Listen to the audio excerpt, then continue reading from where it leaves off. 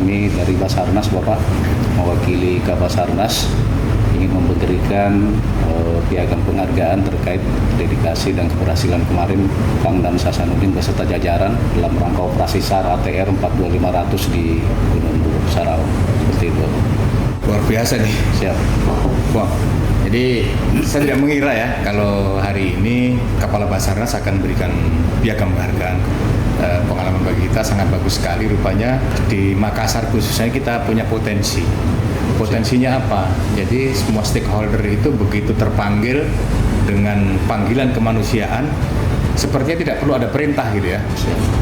Langsung semua turut serta gitu, dan ini saya kira keberhasilan ini semata-mata karena kerja keras dan kebersamaan semua yang terlibat dalam operasi ini. Yang terhormat Bapak Kepala Basarnas, sungguh ini adalah suatu kehormatan besar bagi Kodam 14 Sasanudin.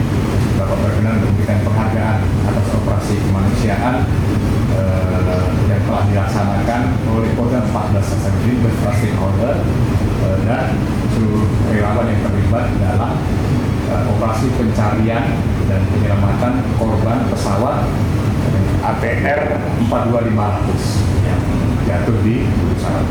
Dan saya kira keberhasilan ini berkat kerjasama kita semua dan kerja keras kita semua. Terima kasih atas penghargaan ini sekali lagi.